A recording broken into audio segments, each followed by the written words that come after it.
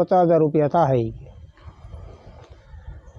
એ પછી હું સુરત ગયો ટિકિટ કઢાવીને સુરત જઈને એ બધાને ભેગા કર્યા ને એકબીજાને નક્કી છું પછી પૈસાની લેવડ દેવડ થઈ તો કે 5 લાખ રૂપિયા અમને આપો હું ભાઈ એટલી બધી અમારી પાસે સગવડ નથી પછી 1,75,000 નક્કી છું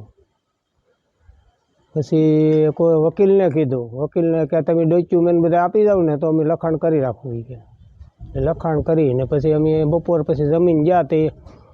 સહી સિક્કા કર્યા સહી સિક્કા કરીને ફુલહાર કર્યા પણ એ દલાલને ને આ બાઈને કાયમ ખુશખુશ હોય વાતું ફોનમાં થાય પણ મને એમ કે એ તો બૈરા છે વાતું કરતા હોય એમ કરતાં કરતાં સહજ અમને કે મને મજા નથી દવાખાને જવું ને દાઢ દુખે ને હાલો ને બતાવી આવી એમાં હું બતાવવા ગયા કેસ કઢાવ્યો સજાનંદમાં વારો આવવાનો છે તો એ કે બાપા મારે બાથરૂમ જવું હું કહું ભાઈ બાથરૂમ જઈ આવો બીજું શું એ બાથરૂમ ગયા પછી ત્યાં હાથ આવ્યા નહીં આ જે લગ્ન બાબતની વાત છે તદ્દન ખોટી વાત છે